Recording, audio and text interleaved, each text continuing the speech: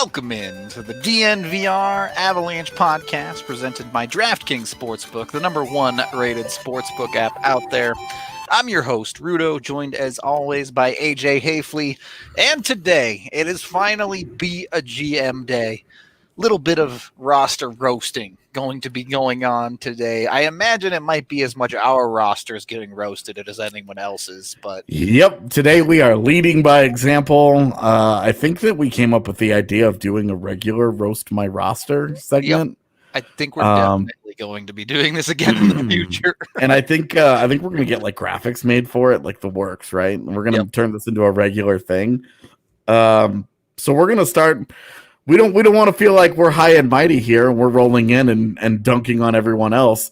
So we're gonna lead off the roast my roster with our own examples. With our own. I think mine's kind of boring, so I'll go first, and we'll save AJ's banger for a little bit later.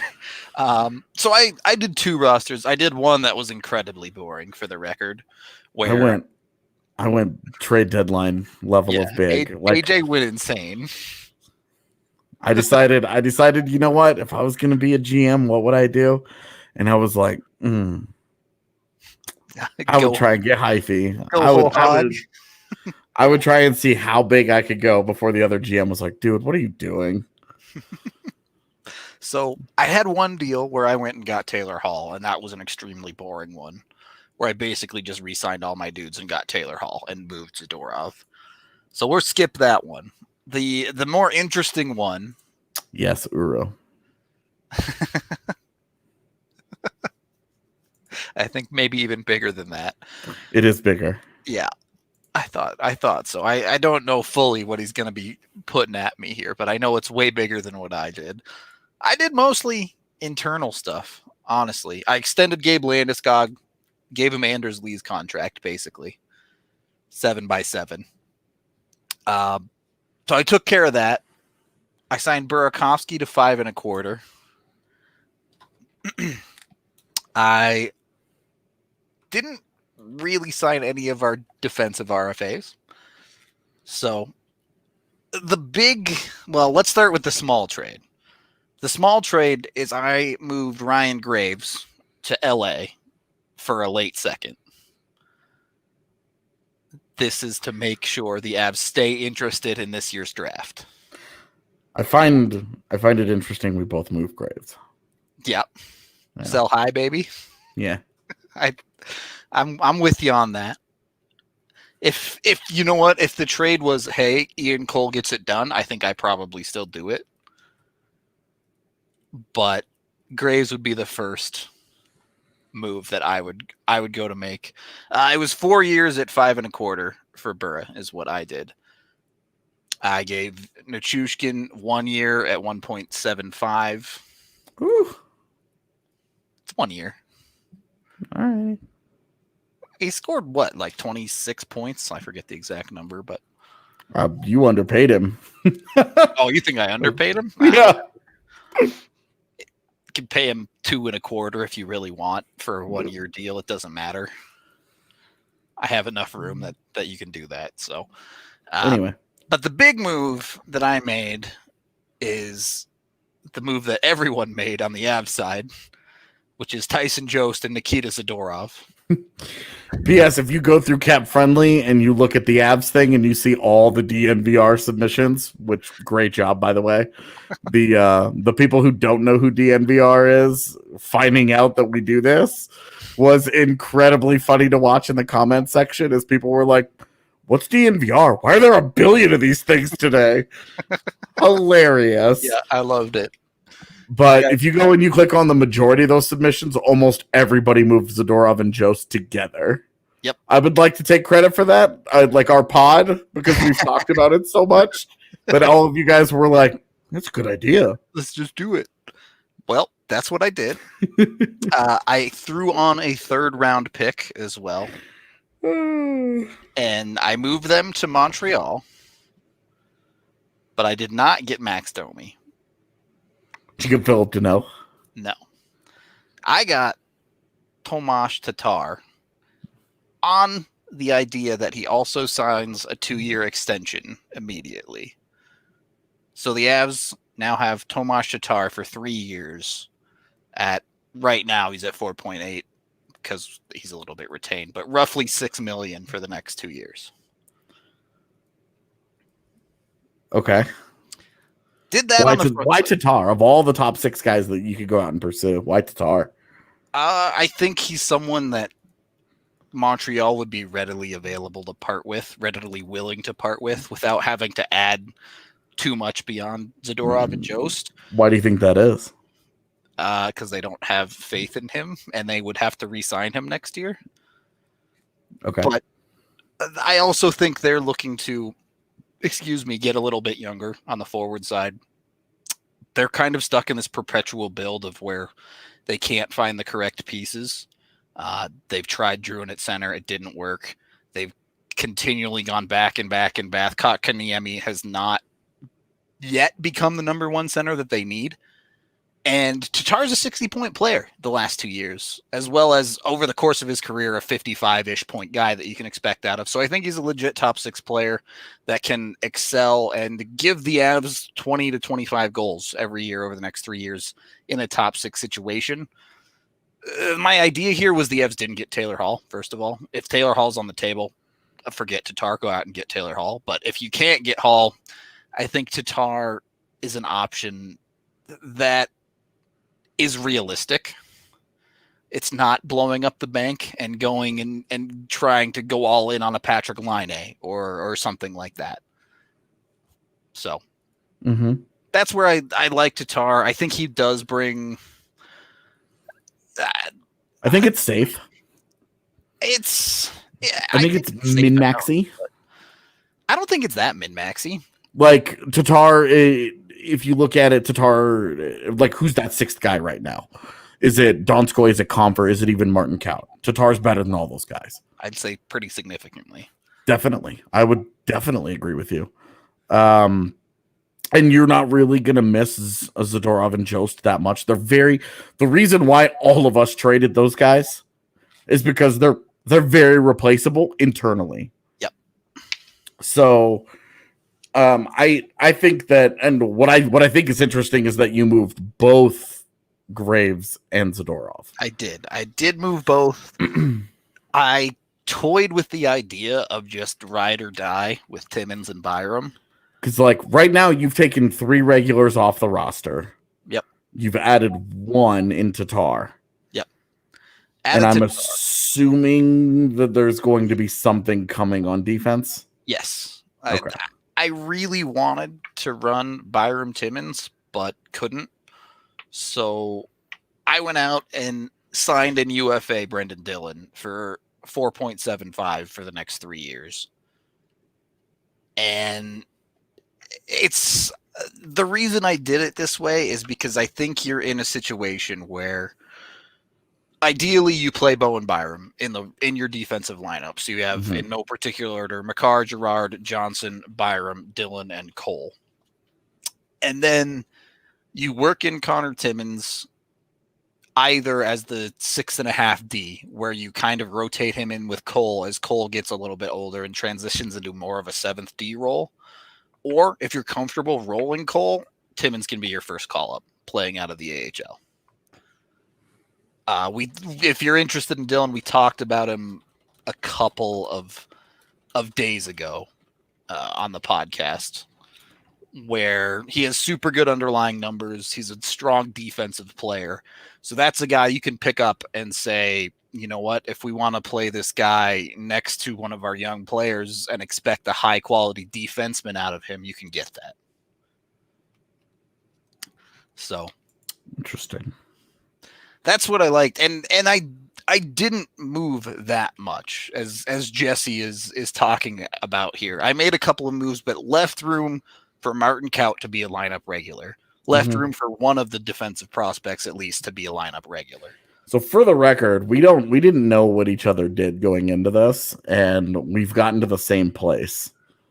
Okay, in some ways. Because the only thing I know about your roster is you made way more moves than I did to get to apparently here. Well, yeah. I also have Brendan Dillon. I also have Martin Kaut as a regular, and I also have Bowen Byram as a regular. Yeah, so there you go. I just did my deals in packages basically, and AJ went and pieced everything out apparently. But that's what I ended up with. I'm left with $2.5 million in cap space, so enough flexibility where. What does your long-term outlook look like? Like how much, as of right now, what are your expiring contracts next year, and what's your cap space next year? So next year, my expirings are Matt Calvert, Belmar, and Nichushkin, which, by the way, Belmar probably transitioning into maybe even a 13th forward role here, depending on Bowers and O'Connor. Mm-hmm. And then and I guess O'Connor would be expiring too. No, O'Connor wouldn't be. Never mind. Sorry. And then on defense, it's Cole, and then you have to re-sign Makar and Timmins, basically. And then Grubauer as well, of course. Okay, and then your cap space? Cap space total 52. So I have like 30 million, just shy of 30 million to get what I need to get done, and signing Makar for 10 million. As well as that includes Landeskog, so I take 7 million off of that. So I have about 20 million to sign Makar, whatever goaltender I'm looking for, and fourth line replacements if I need them. Okay. So I'm down, man. I mean, I think it's bland. I think it's a little bland, but it's I think it's easy, and I think where it's grounded in something that's very doable. But it makes you, like, you look at that roster and you say, how much better is that roster versus last year? How prepared is that roster for the expansion draft? And I like the answer to both of those. I think it's well prepared for the expansion draft because you're going to lose a little bit of money and then you're fine. And then you're also in a position where you're just not that concerned with drop off for going into next season. That's kind of my take here on this whole thing is like, all right, if you can't get Taylor Hall, if you can't get the true prize in this offseason, you already believe you're a contender. So make yourself markedly better with a guy like Tatar, if not all in on that guy. Mm-hmm. And then just continue to round out your roster with intelligent moves, move out players that are no longer fitting inside the organization, and move towards winning a Stanley Cup. I think it's that simple. I think that's all I got for it, but I'm curious now to see how you got there, AJ. Yeah, we'll see. Do you want me to do mine now? Yeah, let's go. I'm done. Okay. People thought I was boring and that Tatar isn't good enough. That's basically my roast. Okay. Well, I mean, I also trade Zadorov and Jost away. Shocker. Zadorov I traded to Montreal for second and fourth round picks from St. Louis and Winnipeg, just because I thought it would be fun to use Central Division picks. I think that's probably right where I see Zadorov's value on the market is a low second, and really I just wanted the fourth from Winnipeg just for fun. I did in my other one where I got Hall, I had Zadorov for 2 seconds, and Avs added a third. Okay. Trade. So a second and basically trading up 20 spots. Yeah. I just think that's and I'm fine because the thing with the Avs system is that it's got a lot of players right now, but you and I both know a lot of those players are graduating to pro. Yep. In the next 12 months.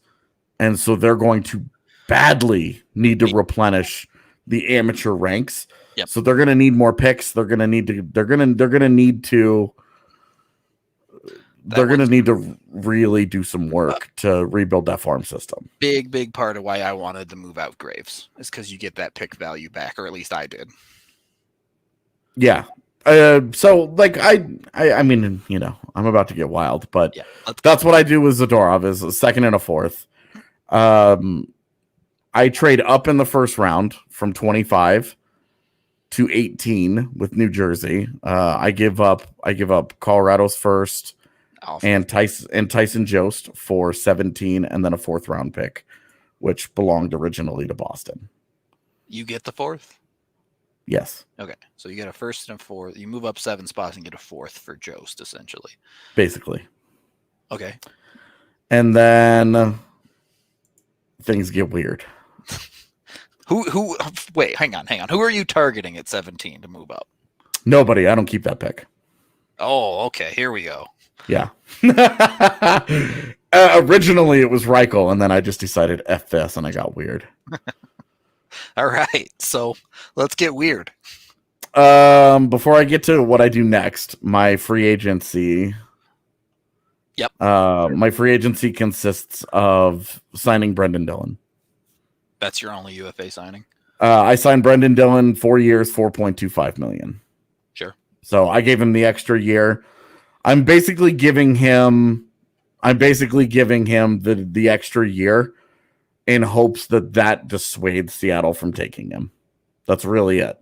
Sure. I'm giving him the 4th year because I'm like, Seattle doesn't want to tie themselves to a guy that's going to be 33 when his contract is over. Whatever your 8th forward is what you want them to take, basically. Yeah, and that's really it. And then I signed Eric Howla. Yeah, I signed Eric Howla of 3 years, $3 million. 3 years. You're believing in the bounce back, I guess. Well, and it's UFA. Like we're talking like 1 and 2 year deals and stuff. Like it's UFA, man. Like if you can get guys to agree to that, you've done well.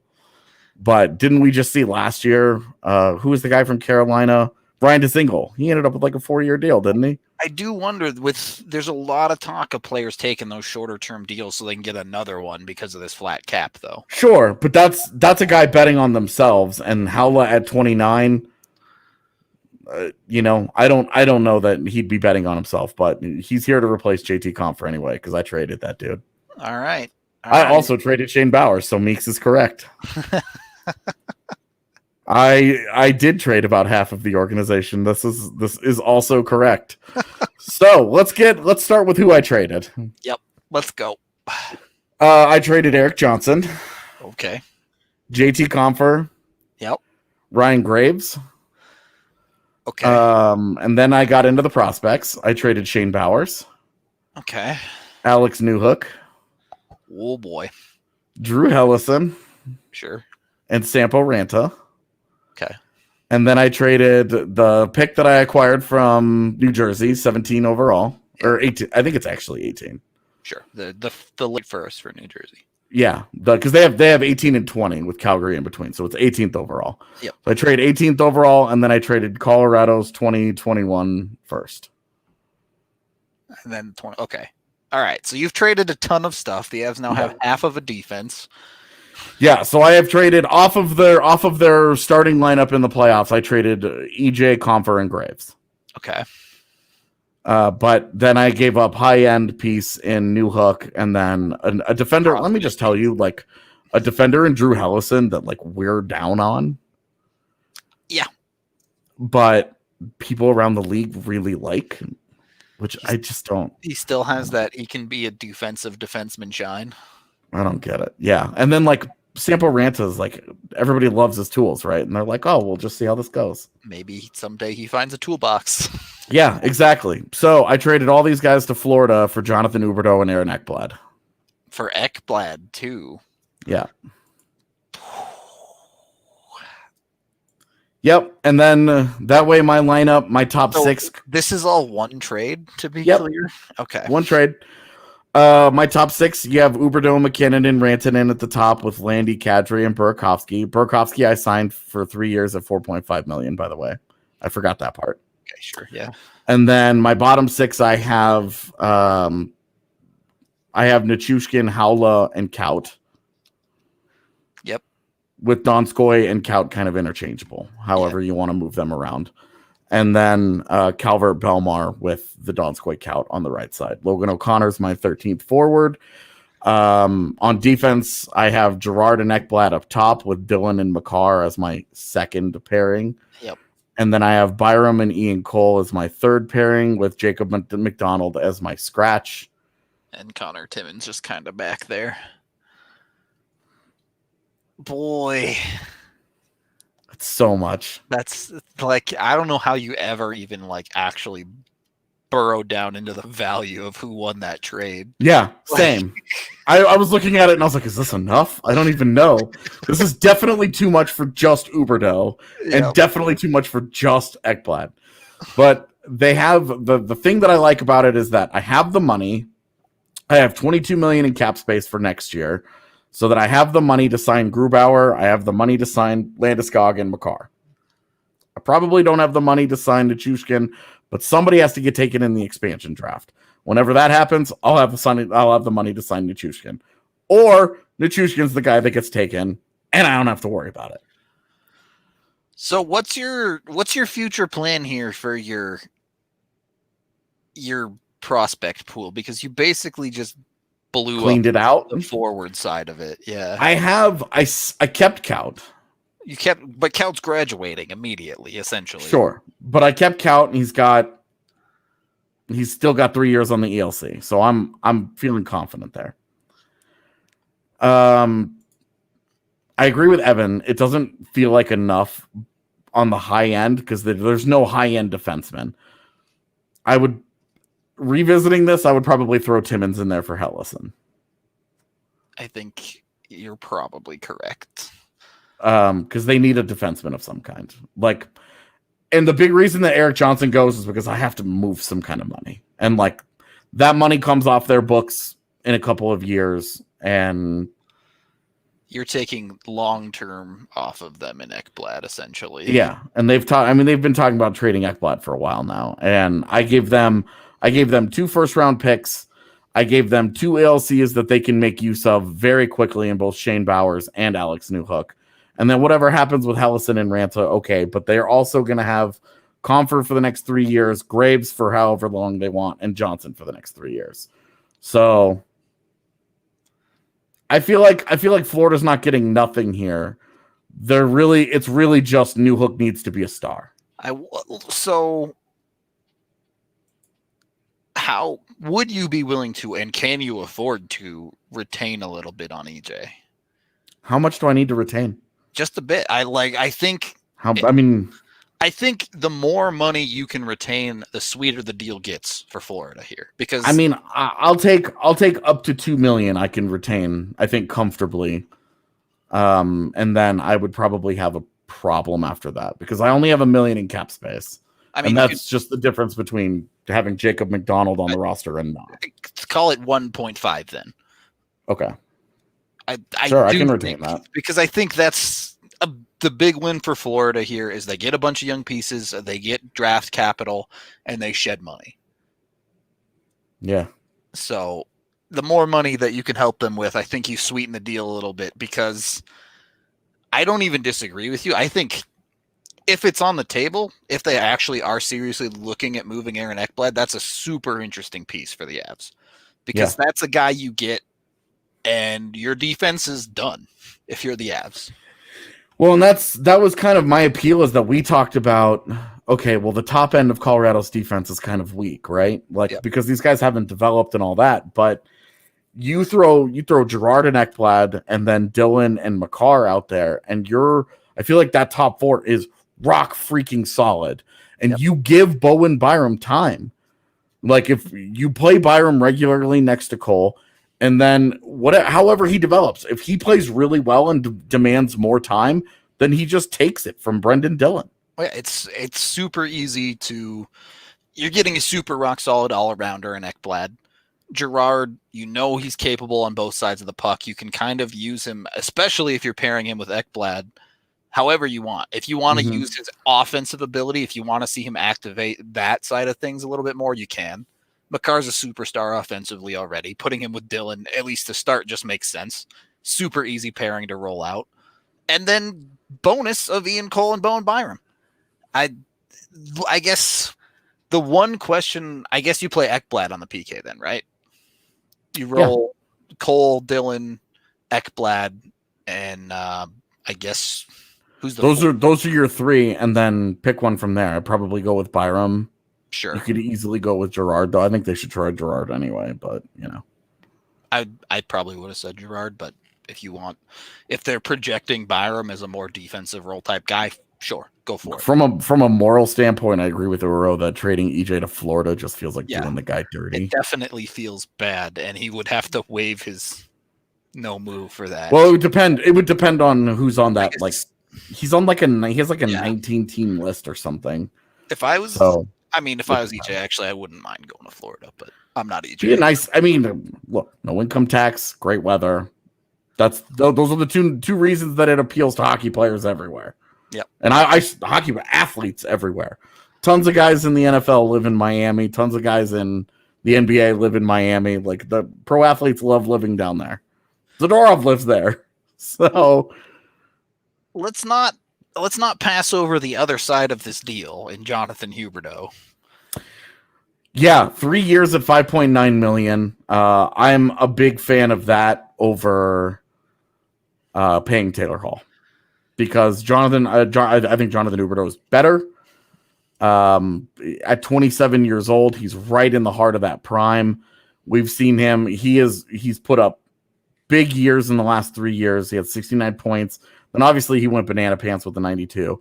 And he had 78 points in 69 games last year. And playing next to Sasha Barkov is great, but playing next to Nathan McKinnon is greater. Yeah. His contract is built perfectly to make an all-in push around the rest of McKinnon's contract. It $5.9 million for 3 years, like you said, gives you the latitude to also go out and get another big piece, in this case, Aaron Ekblad.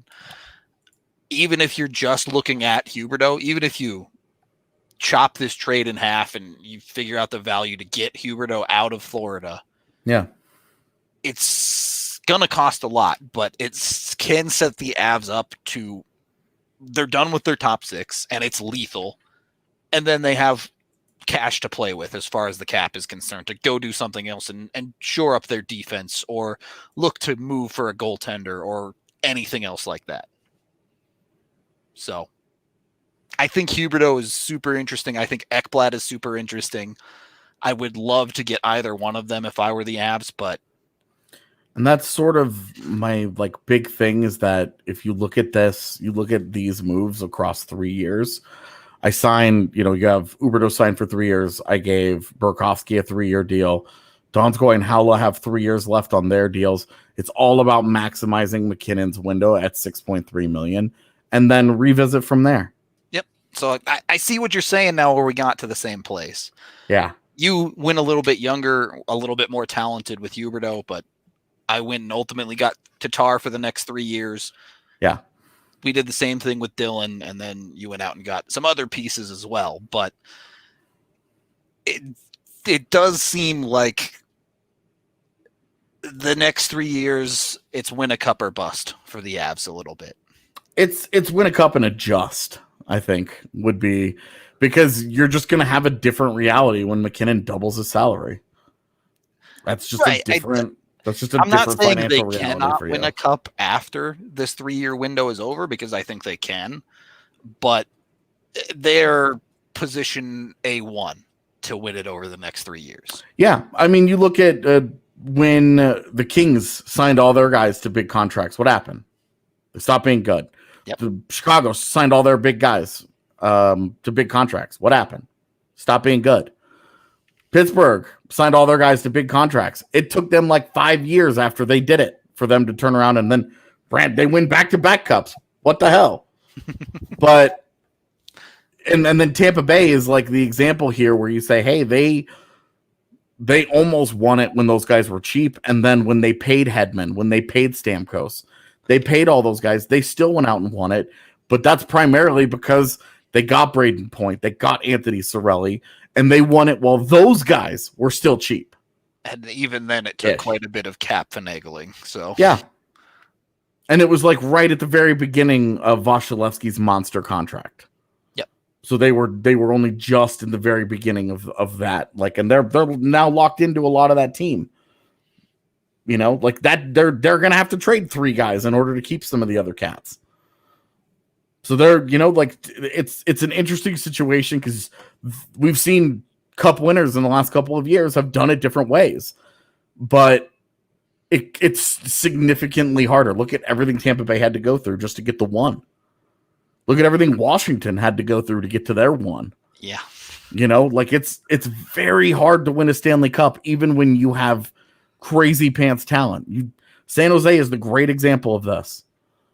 I mean, Joe Thornton and Patrick Marleau, 2 Hall of Fame players, bunch of other really good guys on that team, and they have, you know, it's not fair to say nothing to show for it, but they don't have a Stanley Cup to show for that era. Yep. It's the way it goes sometimes. Nothing guarantees you a cup. There is no team in the world that has ever been built, certainly not in the modern era of the NHL, that has been guaranteed a cup. The Avs are the odds-on favorite to win, and they are plus 800. The best odds in the NHL, you get plus 800 on. That's how hard it is to win a cup. Yeah, right. So we do need to take our first period break does here. Does it screw your center depth? I don't think so. But it does become, after those couple of years, it becomes a question mark.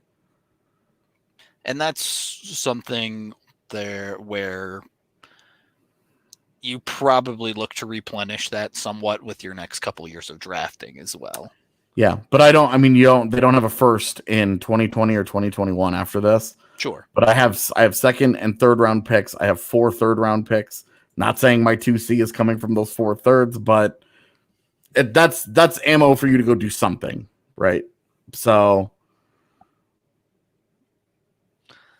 that's a to be determined. That's a kick the can down the road. When Kadri's contract expires, we revisit the conversation. Answer that problem after they've lifted the cup.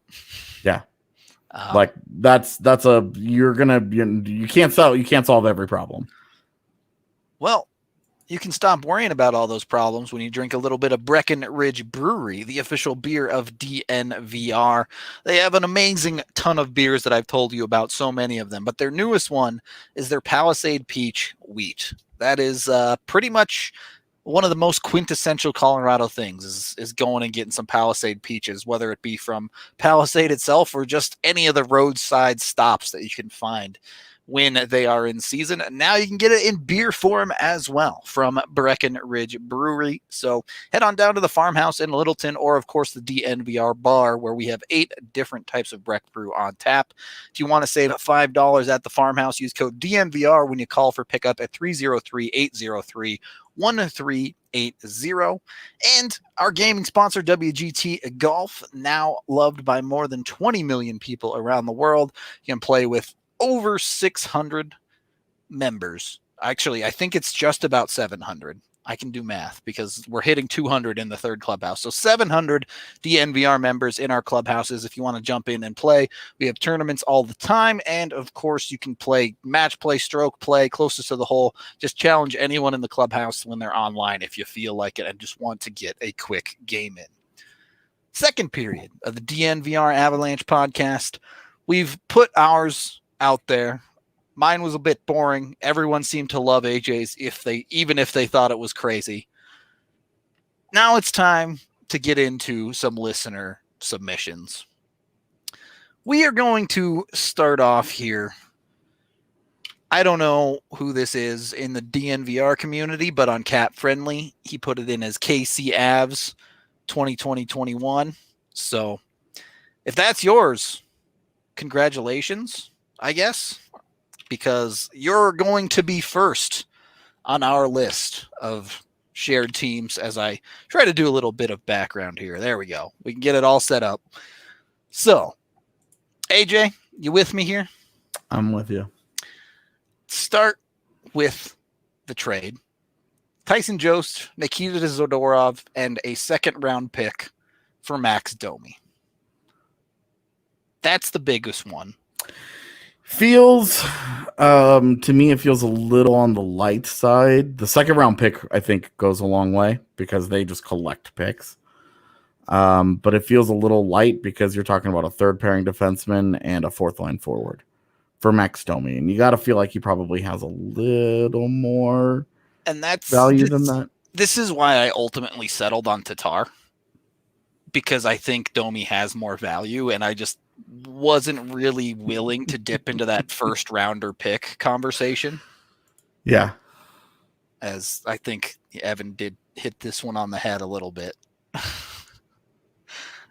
Yeah, Jostin definitely. Zadorov is now Bozak in a second, confirmed. If that second becomes a first, does that feel like good value, or are the Avs overpaying all of a sudden?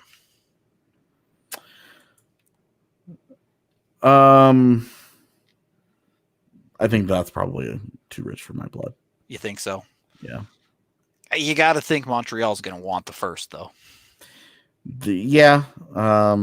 I don't know. It's a really thin line, right? Yeah. It's razor thin for sure. What is that deal? Thank you. Zoom it in, yeah. 3 years at $5 million is the contract that he got. That doesn't make sense to me. Yeah. The reason you go get Domi is to lock him up long term as part of your top six, right? Yeah. That needs to be a five-year deal minimum, I think. Because why shortchange that? Like, I understand like the McKinnon window and all, but that just means that you're gonna have to give that guy a raise in 3 years if he lives up to what you want him to do, and you don't want to do that. You want to pay him now. Right. You pay him now, you lock up your top six, and Domi is young enough that it's the type of move where you say, we're trying to win a cup now and later with this guy. Yeah, definitely. He becomes like, if you get Max Domi, he becomes part of your core. Yep. I think you have to treat that as such, whereas I know that I just gave Burakovsky a 3-year deal, but that's also because I'm not 100% sold that Burakovsky is going to magically have a career year every year. I want to know what his Colorado career looks like. We have a lot more of a track record on Max Domi having a higher level of success that I'm comfortable with that. I'm comfortable giving Domi the years that I'm not comfortable giving Burakovsky. The big difference there being it's a little bit more visceral with Domi, as you'd be immediately giving up the assets and having to sign him. If he wants to play center and not wing, that's fine. There's a spot for him. You can make it fit one way or another, but yeah, he just takes JT Compher's job, and that's fine because JT Compher is a little overmatched at center anyway. The other trades, kind of just clearing out room. Ryan Graves for a second, and then Donskoy and Francouz for a third and a fourth. Honestly, really like the Ryan Graves for a second, just because Detroit needs guys like that. They can make use of a guy like Ryan Graves, where they, next 5 years is going to be where Graves' NHL career comes from. See what you have. Yep. It's not a building block, but it's a solid piece that you can drop him more at sight, or you could drop whoever. If they draft a defenseman tomorrow, draft day. If they draft a defenseman 4th overall tomorrow, then you can drop that guy in there. I just think Graves that I hadn't thought about it until we saw this, and I'd love the value on that. I just think that's good. I could see them saying a second is too high because it's at the very top of the second round, and saying a third instead. I would also be fine with the third from Detroit because it's the first pick. It's essentially a second, yeah. Yeah, it's a late second. It's higher than Colorado's 3rd round pick right now. So we have been saying we would like to see them get a pick between those two. That would qualify. That would be fine. Yep, I agree. The value on the Chicago trade feels a little weird to me. The value on some of these other deals feels weird. Nichushkin's 1.5 feels a little bit low to me. Yeah, even I had it higher than that. And you consider, and I use this as like my benchmark for a lot, because Anders Bjork got an 1.8 million, and that's a guy that hasn't even established himself as an actual NHL player. Yep. So you have to feel like a guy like Nichushkin coming off the season that he did will get just a touch more than that. Whether that's, I gave him 2.5. if it's 2, if it's 2.2, like whatever. Like we're picking nits there, but I do think he'll get a little more than that. The Zach Bogosian deal, I don't coming off of the playoffs that he just had, I don't know why he would get 1.5. I don't know why he would take that on the open market. Somebody's going to give him more than that. Those other 2 deals I'm fine with though. Lundqvist and Taylor Hall. Money wise, I'm fine. Yeah, I mean, I'm not someone who's particularly interested in going out and getting Lundqvist just for the sake of getting an old dude. But it's getting a backup, but then the Chicago trade is the one that feels really out of left field and off here, because it's like you're giving them a cost-efficient player in Francouz that helps fill one of their biggest needs. Then you're giving them a top 9 forward in Donskoy, and you're only getting a 3rd and 4th round pick for it. And one of the 4th round pick is in 2022. You got to wait 2 years to use that pick. Right. I'm saying if you want to throw away Donskoy, but just hang on to Francouz then and don't do the whole Lundqvist thing. Yeah, the moving out the Francouz so you could sign Lundqvist feels extra. It feels like determined to make a move that doesn't do anything. Yeah, not necessary. You can't make an argument that it makes you better, because Lundqvist hasn't been very good for years now, which we've continued to talk about. It's just like, that's a big name. We're hoping for like the Ray Bork bump. Do it for the old guy. Which it amazes me that Avalanche faithful are still so dead set on this. It's like they've completely erased Jerome McGinley from their minds. Or, I mean, look at Joe Pavelski in Dallas this year. Just failed to do it. Patrick Marleau in Pittsburgh didn't work out either. Patrick Marleau in Toronto didn't work out. Joe Thornton couldn't even get himself traded somewhere else to be the inspiring old guy.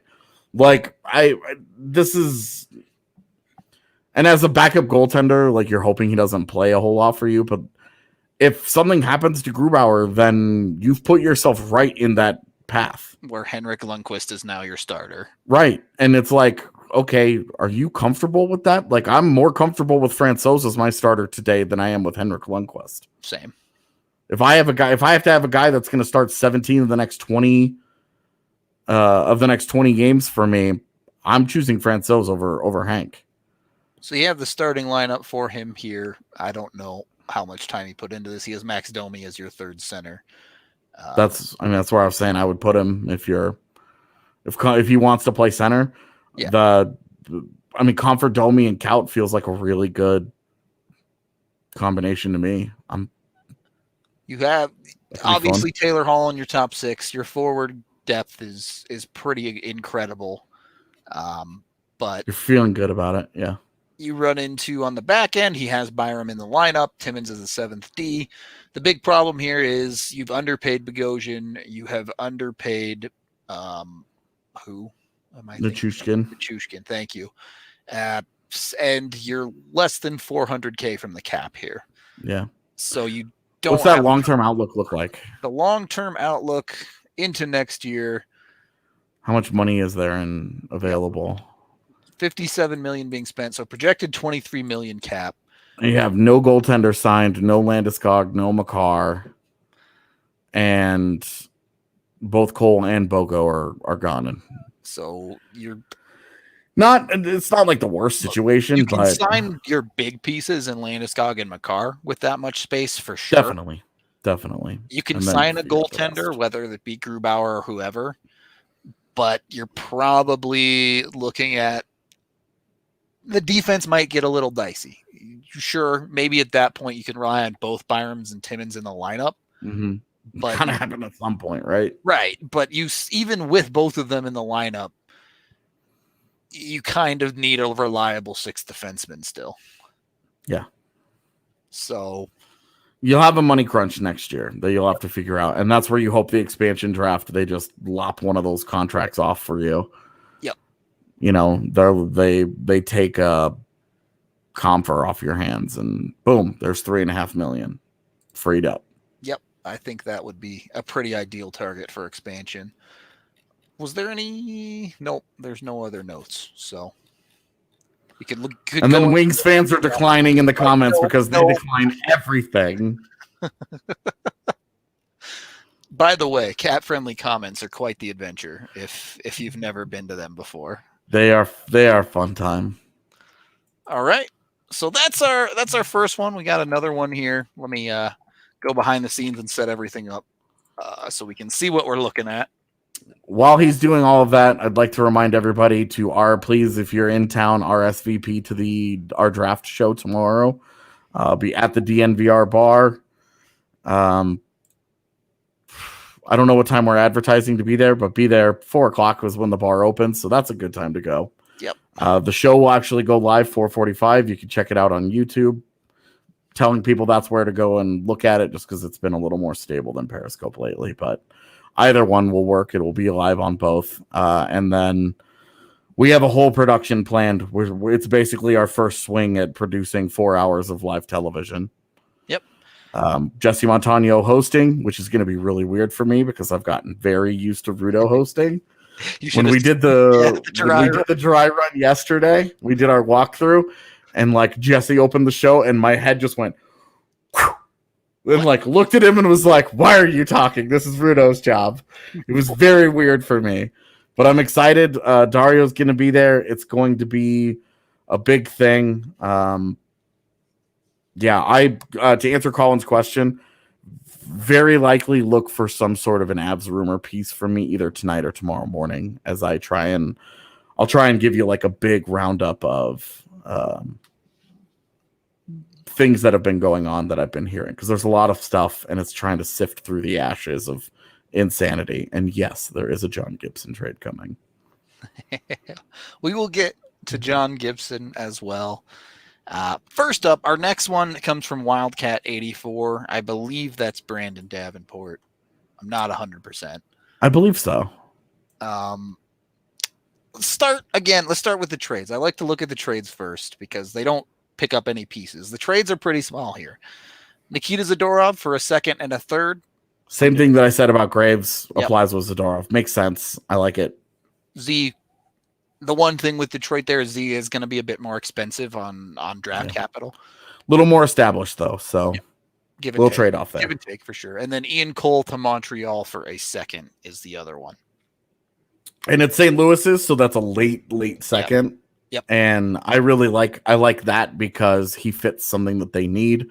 He fits something Colorado needs, but I imagine that gets solved here. This also gives them second round picks, Detroit at the very top, and then the St. Louis pick. That gives them now 4 picks in the top 100 instead of 2. That's fun. That's good. That's how you replenish your system. I think that's a good bit of work right there. Yeah. You can see it's for the next 2 years, 4 picks in the top 100. I missed the part where he buried Belmar. Yeah, I did too, and I was like, that seems bad, but we'll get to that. Yeah. Let's start in-house. Burke. These are interesting. 4.5 for 4. That seems on the super low side to me. Yeah, I have him at 3 years and 4.5, but every year of UFA you're buying of that guy is not good. Yeah. So I think if you were to go 4 years, you probably have to get to the 5 mark. Yep. But I don't think we're too far off is what I'm saying here. I think that this is right in the neighborhood. Yeah, not too far off. Graves, 2 years at 1.5. Again, maybe a little cheap, but not too much. Hold on. Allie's messaging us. Uh-oh. We got draft coverage happening live behind us. Val Nichushkin, a 2-year, $2 million deal. Would you be comfortable with the 2-year on Val? AJ, I know you're working, so I'll keep moving and we'll come back to that. Okay, sorry about that. So identical deals for Jost and Nichushkin, both 2 years, $2 million. That's fine. You're fine with giving Nuke 2 years. I don't love it, but like if it doesn't work out, it's either an extraordinarily cheap buyout or an easy expose to Seattle, or you just keep him. Like the $2 million it's so cheap that the second year, no matter what happens, the second year won't be a problem. I think it would take like a burning of the relationship for the second year to become really an issue. Destroy it. Yeah. Yeah. I've said I would prefer just the 1 year because I think it's important to dangle the carrot in front of a guy like that. But the second year, the same time, you can make the argument that a little extra faith in a guy, you reward a guy for what he did. You show him a little bit of faith. You could even get more out of him, right? Like maybe he's even more motivated to prove you right. So good arguments for both. I'm fine with the second year on both those guys. I'm totally fine with it on Jost and Chush getting a little bit extremely inoffensive second year for Jost, and I say that knowing that some people are offended he's even going to be brought back at all. Kind of weird that you re-signed Hunter Miska here, given what you do a little bit later on. Signing Anton Forsberg down there as well. Yep. I did like that I put that tweet out, and I saw several of you sign Anton Forsberg. So those of you with the eagle eyes, I see you. I appreciate you. So there's that. It doesn't make a ton of sense to bring Miska and Forsberg back, just given if you have any faith in Adam Werner. Yeah, Adam Werner, I mean, you're hoping that he at least is pushing for platoon duties down there this year. Yeah, right. Yeah, perfect world, he's your go-to third goaltender by the end of the year. Yeah. So that's a little bit weird, but obviously the big move, the 1 year deal on Taylor Hall at $9.25. That's really going for it this one time. Yep. And then you add Brendan Dillon, 3 years, $3.5 million. That's definitely cheap for him. He's going to get more than that on UFA open market. And Eric Gustafsson for 1 year at $1.2 million. This has been kind of an odd fit, but I will tell you that relationships talk in the NHL, and Gustafsson and Gabe Landeskog are BFFs. Best buddies. Gustafsson was one of his groomsmen at his wedding, and they grew up together. So relationships talk. If the Avs were interested in that, Landeskog's going to call him and be like, Gus is great. So, I love Gus. Looking at the lineup makeup here, the only real impact on the front side is Taylor Hall. You do have Martin Kaut in the lineup as well as Logan O'Connor in the 13th forward, which is what we talked about. This leaves Pierre-Edouard Bellemare not even on the roster, which is awkward to say the least. There's no way that Bellemare gets buried in favor of Logan O'Connor. Right. Bellemare would be your 13th forward anyway. Yeah. I mean, just swap those guys out and this gets back to why so many people are coming to the conclusion of moving Tyson Jost. Yep. As a guy who has not stuck at the center position, and someone, if you want to maintain your lineup and add Martin Kaut and Taylor Hall, or replace Taylor Hall with whoever you get in the offseason, there's not enough room. So someone has to go. Yeah, you could move Bellemare for pennies, or there were a couple of deals that moved Matt Calvert for a fourth, but when you're trying to find one forward, you're trying to find a little bit of extra money moving Matt Calvert for a pick. I mean, bam, that's $2.85 million that just got chopped off your books. So, plus, great regular season guy. Can't rely on him in the postseason, apparently. The defensive side, pretty straightforward with Brendan Dillon stepping in. He does play Timmins as the 6th with Gustafsson as the 7th. The only major implication here is this means Byram is going back to the CHL. Which it's not the worst thing. It's not the worst thing in the world. It's realistic. We've said it a million times. The only thing he gets out of that is he gets a year older. Yep. So it's fine. It's whatever. He doesn't get hurt. The long-term outlook is really not a big deal at all, given that you only signed Hall to the 1 year deal. Yep. So, plenty of room to bring back Grubauer, Makar, Landeskog to do, to make the appropriate adjustments as you go. It's plenty of room. I think the Graves deal is probably a little on the cheap side, though. Yeah, at 1.5. Yeah, I think you were bringing that up just as Allie was messaging me. Yes, so. I was. Yeah. That 1.5, I think, is a little. That's a journeyman price. There's a handful of deals we're talking about. You know what? Dillon's probably a little bit cheap here. Graves probably a little bit cheap here. Yeah. But the cap space ultimately doesn't matter. The big problem here is the very next year, you have a hole in your top 6 again. Yep. So it leaves a lot of work to be done again the following offseason. And in case anybody did not read my Taylor Hall piece today, which P.S. go do that, I mentioned in there UFA classes that are upcoming are Not underwhelming. Yeah. Next year especially is stanky. Well, if you don't want stanky breath, Green Mountain Dental Group. They're down in Lakewood, and they're the best damn family-owned dentist in the metro area, as well as extreme Colorado sports fans, just like everyone here. Our sales director, Lindsay, went down there a while ago to get her wisdom teeth out, and she said it was one of the best dental experiences of her life. They'll send you personal cards to make sure you're doing well after you get your checkup and to schedule your next one, everything like that. Plus, when you schedule a cleaning, x-ray, and exam, you get a free Sonicare toothbrush just for doing your dental stuff, making sure you're keeping your teeth healthy. Third period of the DNVR Avalanche Podcast, presented by DraftKings Sportsbook. Moving on to our next couple of mock drafts. This one you'll have to bear with me here because it was not sent to us in the proper format. Shame. I believe this is Jeremy's, you said, AJ? I believe so. Okay. Is this like the screenshots? Yes. Yes. Just send us the links, guys. The cat-friendly links works, I promise. So, we have on this one Nikita Zadorov for a second and a fourth. Lordy, this is a lot. Yeah, I forgot about this. Tyson Jost and a fourth for Yanni Gourde, which Tampa retains $1 million on. A fourth and a fifth for Nikita Gusev. A second and a sixth coming in for Jonas Donskoy. So this is the part that gets me right here, because the value of Nikita Gusev is a fourth and a fifth, but the value on Donskoy is a second and a sixth. That's some fuzzy math right there. It's that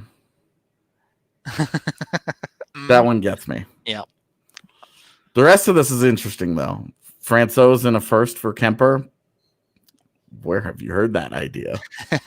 I like that idea. All right. And then the other goaltender gets moved out as well is the interesting part of this for me is they recoup their first by moving out Grubauer and a second.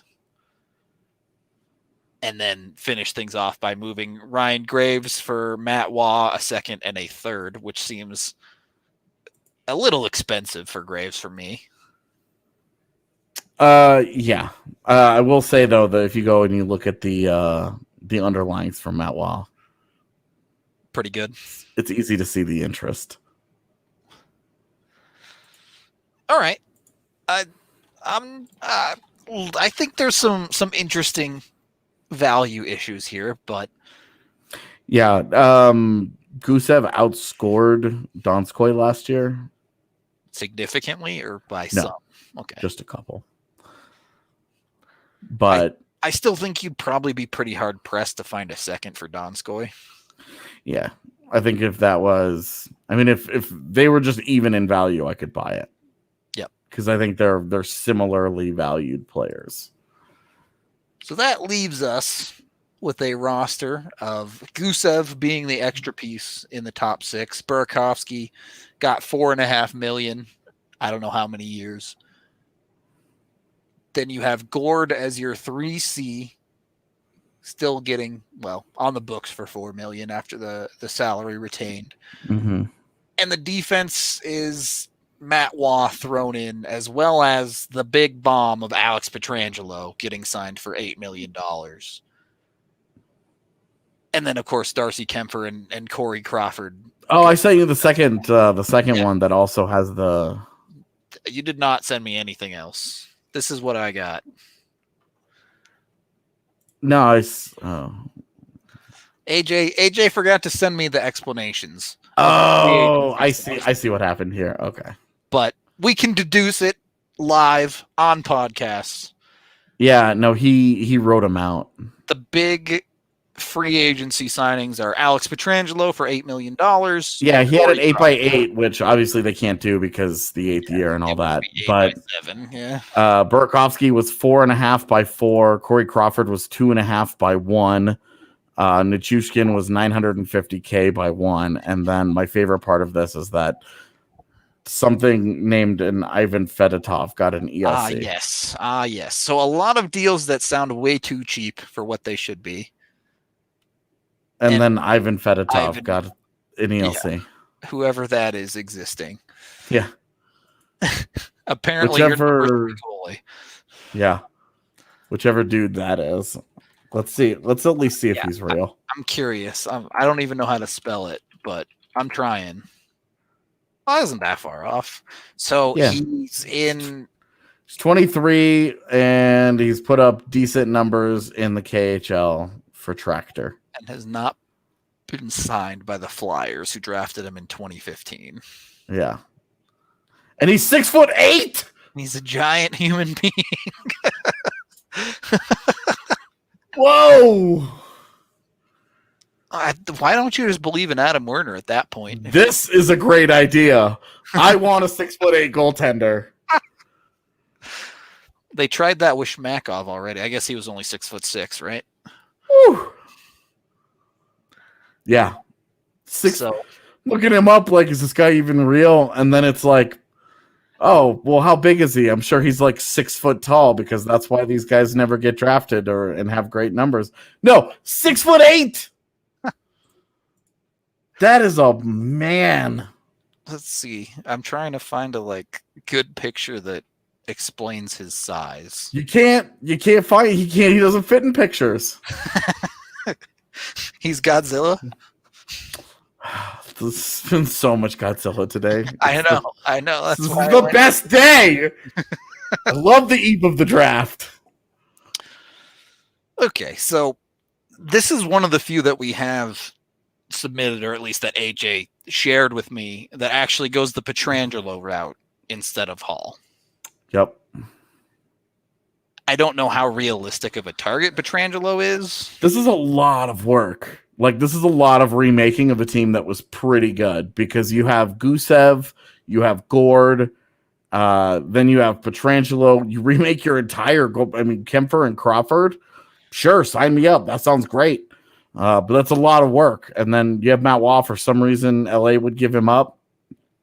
And then obviously you have the true hero of this whole story is giant Ivan Fedotov. Also somehow got Morgan Klimchuk in there as well. Yeah, where the hell did that come from? Everybody's got their favorites, I guess, is what we're learning today. It's true. Eddie re-signed Colin Wilson. Yeah, that was a choice. Eddie, this is why your thing is not on the show. Mm-hmm. This is, and it's still getting roasted. I don't know. What's the worst move you saw today, just off the top of your head? Of the ones that we showed? No, just in general. Or my dude, my brain is so fried. After looking at like 70 of these things, yeah, it's tough to. That's true. There was one that traded for Connor McDavid, Jesse Puljujarvi, and a second round pick, and it was for less than what I traded to Florida. Yeah, that's gonna be a tough sell. Meeks, you were disqualified because that move put you $15 million over the cap. So. I saw Meeks' name pop up, and I just didn't even read it. I just decided that instead of doing something that I know that would require brain bleach after, I just skipped that step entirely. Okay. Ignorance is bliss sometimes, my friend. Moving on to the requested move of the day. This one comes from For Paulo. Goes big with his Jost Zadorov move. Adds Grubauer and the next 2 years of firsts to get John Gibson, as well as 2 seconds coming back. I have no idea why Anaheim would do this. But if they would, is it worth it, AJ? Oh, I mean, at this price? Yes. You're gonna give up your number one goaltender, who is 4 years older than John Gibson and only signed for 1 year. You're gonna give up 2 first rounders, and then you're gonna give up 2 roster guys that everybody is giving up because you can internally replace them. All you've really lost here is 2 first round picks. So how much more do you have to pay, do you think, to even get Anaheim to come to the table? Well, first of all, the names Jost and Zadorov don't get involved at all. Those names look a lot more like Byram and Newhook. So, and I would say pick one of those two. Sure. Now, you can't have them both, Mr. Sassy Pants, but one of those is going to go. It's just John Gibson. He's too good, and his contract is too good. So, I'm good. He's good. He's good. We had to have a John Gibson deal in here somewhere. Found it. The other one, maybe just as interesting. So random. Jonas Donskoy and AJ Greer, a second and a third in future years for all of your Bjorkstrand and a fourth in 2021. So this is the old NHL GM value bar. Put enough stuff to make the bars balance it out. And don't worry about what you're actually giving up. Bjorkstrand is good. He'd be a good fit in Colorado. Donskoy is really the only piece that you care about a lot here that you're giving up. This is very Burakovsky-esque in how this deal is constructed. Yeah. You're getting a pure goal scorer, sniper, great shooter. You're giving up a second and a third, but you're also giving up Donskoy, who you're kind of iffy on anyway, and AJ Greer, who has absolutely no value whatsoever. And for some reason, they're giving you a fourth in return. Yeah, I don't quite understand the fourth in return. Yeah. Bjorkstrand is pretty much a direct upgrade in Donskoy in every single way. Yeah. The funny part is if we continue to scroll down, there's a guy down here in the comment section who says that Bjorkstrand is as untouchable as Pierre-Luc Dubois, which I wouldn't go that far. Hilarious. He's scored 40 points once in his career, but he is 25 and his contract is in his last year. So the Avs would have to pay this guy. That guy does not have a roster, but I am roasting him all the same because as untouchable as PLD is hilarious. So you end up a little bit barren on the draft front here, especially when what we're talking about, those seconds probably are not coming back the Avs way. Even in this scenario, hey, you've got seconds and they'll probably be decently high. But even then, you're missing your first for your next 2 years. Yeah. The big free agency moves, first of all, you paid Burakovsky more than I would, which is impressive. Yeah, 4 years at 5.9 is worst case scenario because you've given him a UFA contract with RFA term. Yep. Nichushkin, super duper cheap for 2 years. There's no way. Not even I was willing to go that low. And then Graves seems about right for 2 years. Probably still on the low side just because defenders get paid, but yeah. Yeah, I'm 2.25, whatever. In the ballpark. Taylor Hall, 2 years at $9 million is your big UFA signing, which leads us to a roster where your top six is, Rantanen, McKinnon, Burakovsky, Hall, Kadri, Bjorkstrand is your second line with Landy on the third line. You can mix and match that however you want. Feels like a lot to give up, a lot of work to do. John Gibson, though, that's legit. Yeah, you get John Gibson. I guess that's true. You essentially just add Byram to the defense, and that's it. I don't know. This feels like a ton of work to essentially get John Gibson. Yeah. It's just too much. Too much for me to do. And you'll notice neither AJ and I went out and got a goaltender in our Be a GM. Yeah, we didn't even bother with that market. That market's out of control. Bjorkstrand is as untouchable as PLD. Ah, every time I read it, it's so good. And a guy likes it. Yes. Somebody read that and was like, man, that's a good point. Looking at your long-term outlook, you have 19 million in cap space next year. It's going to be tight fit. I mean, you probably can sign Landy and Makar, right? Yeah, but you've got to sign Bjorkstrand too. Yeah, that's the big problem there. And then hold on, go back up real quick. Let's see here. That's one. Go back up. I want to see the forwards. Oh. So your expansion forwards, Rantanen, Hall, McKinnon, Burakovsky, Landeskog, Kadri, and Bjorkstrand. So Comfers, you're hoping. So Comfort, take Comfort and then give that money to Bjorkstrand. Bjorkstrand, you're probably a little bit. I mean, you get Landy and Makar for tight. 17 million. You give the 3.5 plus the extra million in space you have, so you're paying Bjorkstrand like 4.5. Yeah, you might be able to do it. I would say one thing that we're getting out of this, especially when we look at the long-term outlook, is that next offseason is good. Outside of the expansion draft, is going to be boring for Colorado. Yeah, they're not going to have a ton to do. The team that they build this offseason is probably the team that they give at least 2 years to. Next offseason is, all right, shore up Landeskog and back up the dump truck for Makar. Yeah. Hey, those might even get done this offseason. We don't have to worry about it. I hope so. At least Landy's, I hope, gets done. So you're just... Yeah. I can understand why Makar won't get done. Yep. All right. Also, there was one that I did not read. Shout out to Mike Tyler. Longtime listener. Awesome dude. Many happy Vegas memories, but you put Big Buff in the title, and so I just didn't read it. I didn't click on that one either. I saw that one. I was like, that's not happening. Sorry. We have one final one, as we've run very long on today's show. You know what?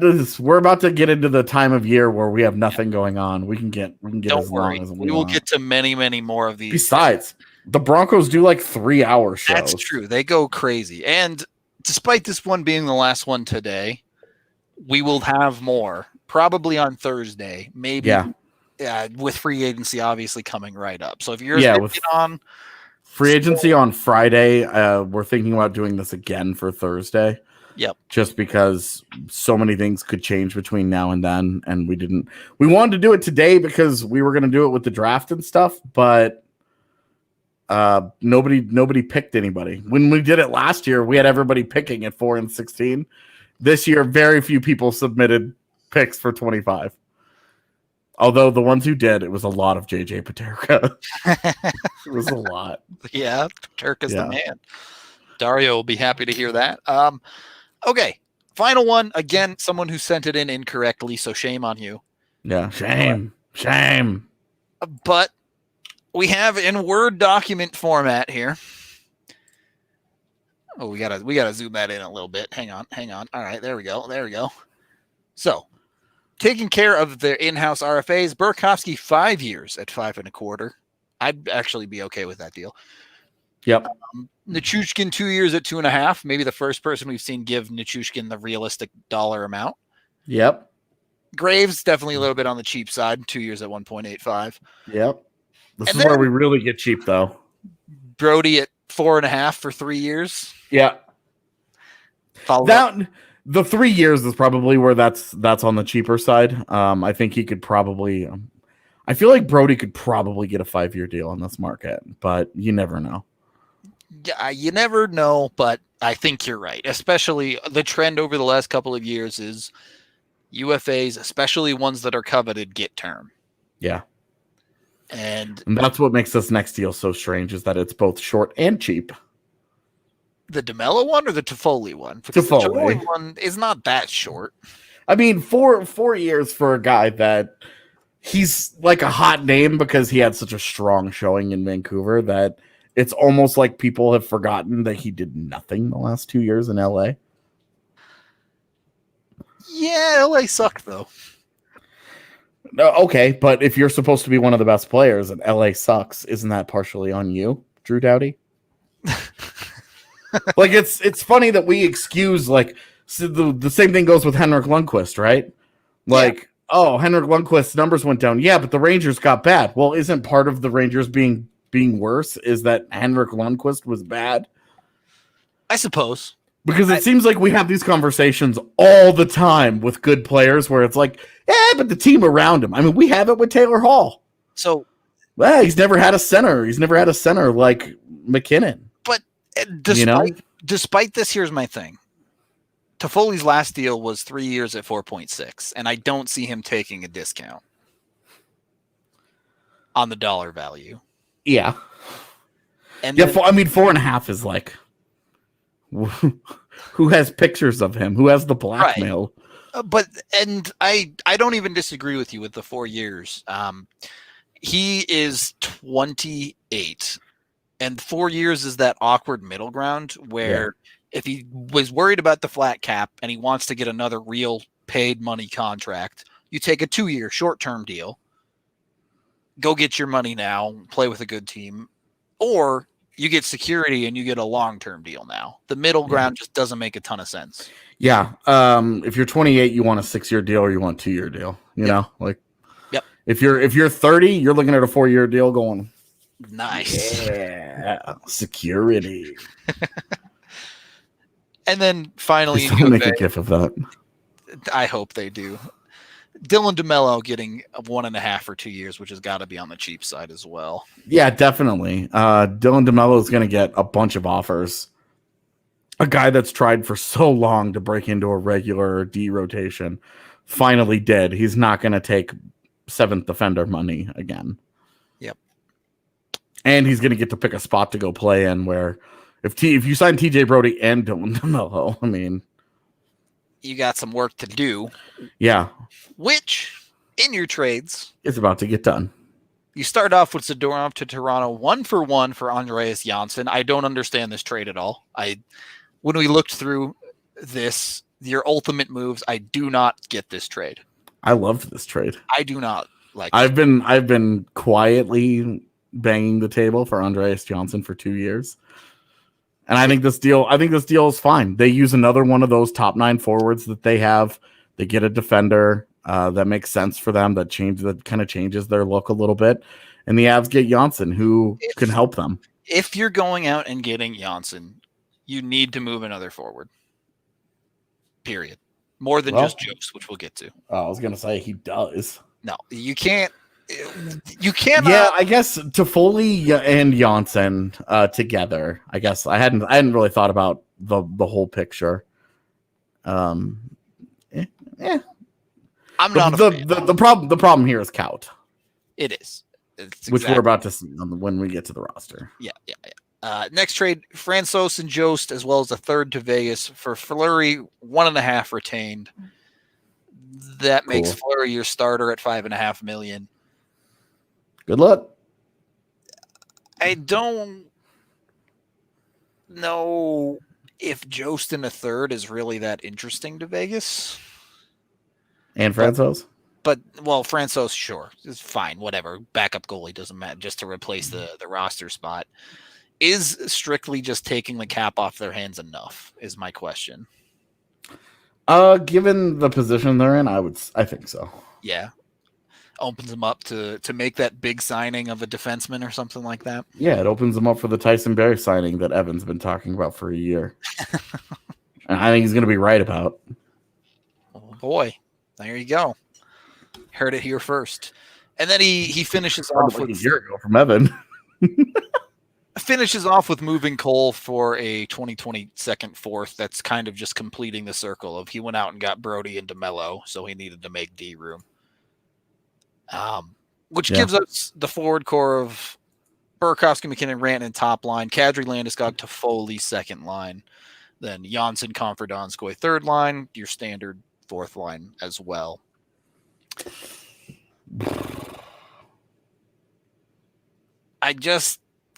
This defense feels shaky.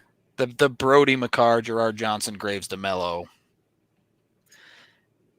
I don't love any of it. Yeah. Like Brody Makar. Brody plays on the right side as a lefty. That's like his preferred spot. So his fit in Colorado's kind of suspect. It would be there. It would be behind Makar and Johnson, right? Yeah. Or if Johnson wants to move over to the left again, I know it's not that big of a deal. But realistically, you're running Makar as probably your top pairing guy. Yeah. It's a weird ask of Brody, I think, but you can get by that. Well, and he's been on the top pairing next to Giordano for a long time, but can he succeed at the same level? Right. When he's away from Giordano, when he, Makar and Mark Giordano are very, very different players. Their stuff done very. So it would be an interesting adjustment to see how he does there. And then just Graves and DeMello as a third pairing feels like a step back. Just a lot of question marks there. And what are you doing ultimately? Byram's back in the CHL, I assume, but what are you doing to work Timmins into this lineup? And you have no cap space. Yep. 114K because you have Fleury and Grubauer as your tandem. And if, say the answer is not Fleury, but Grubauer gets hurt again, then it's just... And we can't look at the long-term outlook here, but none of these are one-year deals. Yeah. This is kind of your team. Yeah. As we were just talking about, this is your ride or die for the next couple of years. You're using most of the rest of McKinnon's window, or McKinnon's contract window to do that. Marie Kondo in the house. This lineup does not spark joy in Evan. Yeah. The thing is, I don't even mind the Toffoli move, but none of, y'all called my move to go get Tatar safe. I mean, I called it that. Or everyone in the chat said you could get someone better than Tatar, right? This feels like a step back from going out and getting Tatar and Dylan to me. I agree. And obviously, personal biases are involved in that, right? Because we both really like Dylan. Yep. Yeah, supposedly Timmins is fine. So I'm not too worried about Timmins, but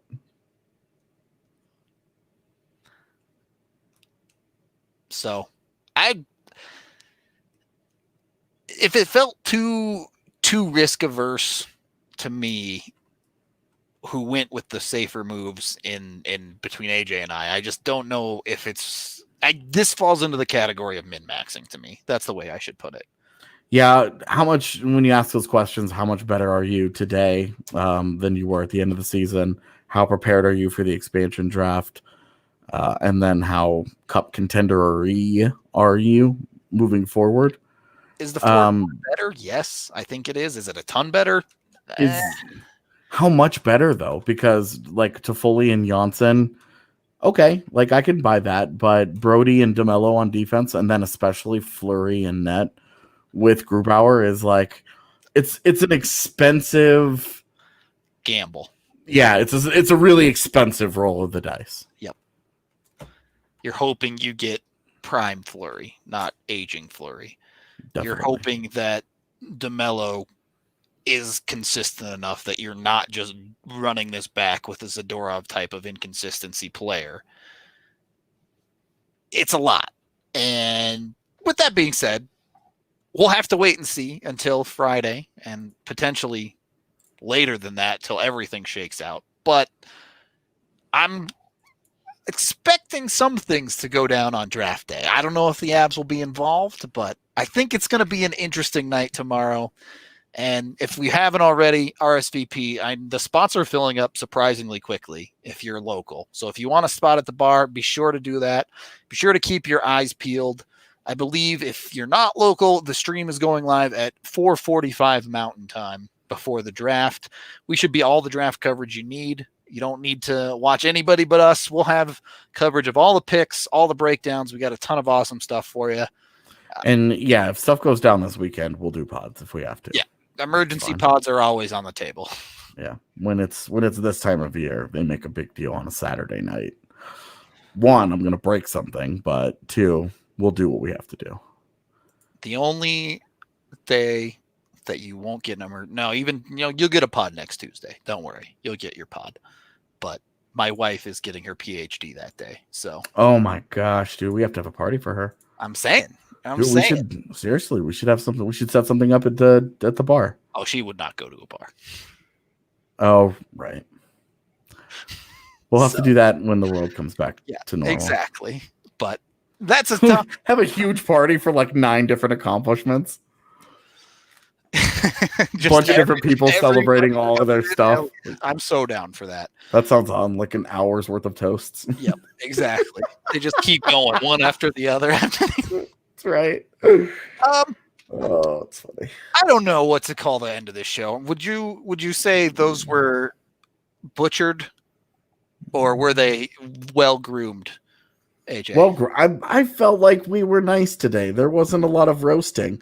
I think we're going to save the roasting for the actual Roast My Roster segments on Free Skate Fridays. There you go. We'll save our hardcore roasting. Yeah, and which we will dunk on people. So you can wait for that one. Today, you got away with it. Today, we were well groomed. Today, our rosters were manscaped, AJ. Nice. So if you want to keep your roster manscaped as well, and looking like an Ivan Fedotov, 6'8", not quite 6'8". That's wrong measurement distances there. Anyway, manscaped.com. Head on over there, get 20% off when you use code DNVR20. You get their perfect package. You can get whatever you need, breath mints, you name it. Please support all of our sponsors. We love them very much, and we cannot exist without them. So supporting them is supporting us, and I really do hope we will see all of your amazing faces tomorrow evening for the draft coverage. We put a ton of work into it. There should be a ton of awesome stuff for you guys. That's it. We're out of here for the day. Thank you, everyone, for submitting your submissions, your being here, watching, listening, however you consume. We will be back tomorrow evening to talk draft.